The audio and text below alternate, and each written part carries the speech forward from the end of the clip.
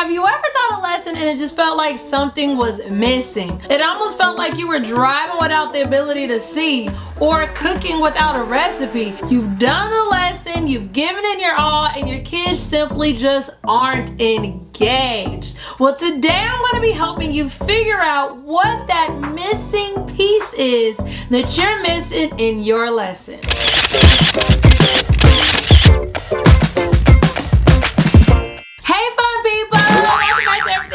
If you're new here, hi, my name's Aja. Here on Everything Aja, I help parents and teachers just like you overcome the overwhelm of creating lessons and activities so that you can plan engaging lessons and do it strategically. If this sounds like you, then make sure that you like, subscribe, and click the bell. Today I'm going to help you figure out what that missing piece is that you are lacking in your lessons. That piece that just won't allow you to walk out the door and say, that was a really great lesson. The piece that just simply doesn't have kids connecting with the content.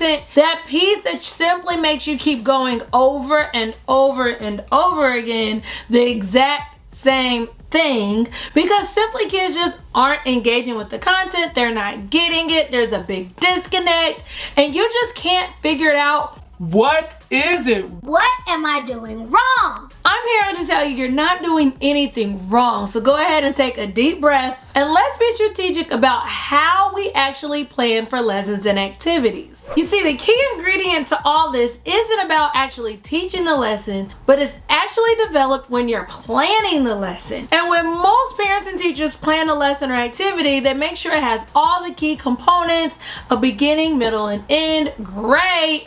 And they walk out the door and they give themselves a pat on the back. Well, I'm here to tell you that there's another piece of the puzzle that you have to account for when you're actually planning a lesson in order to not get that feeling once you've done a lesson that your kids just weren't engaged. So whether you ask a child to just recall what is a noun, or you ask a child to write their own story and circle all the nouns, those are two completely different types of tasks. And you might be saying, okay, I get it. I need to give more challenging tasks. But what does this have to do with my kids being engaged?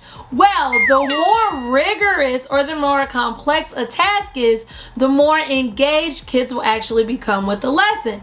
Rigor can be defined as simply the complexity or level of challenge that a task requires. So if you have a skill that you really want children to master, then you must give them a more complicated task that goes along with that skill. This means they'll have a more challenging time comprehending that concept, but it also means that they won't easily forget that concept. So not only are they engaging with the content more, but they're also remembering it more too.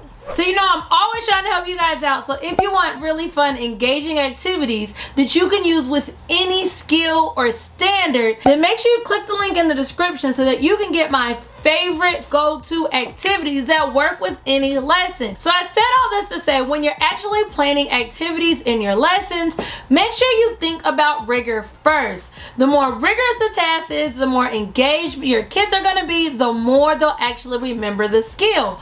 That is the key to all of this. And if you're not already, make sure that you're subscribed to this channel, because coming up, I will be giving you even more lesson tips and tricks so that you can make lesson planning as easy and strategic as possible. See you in that video.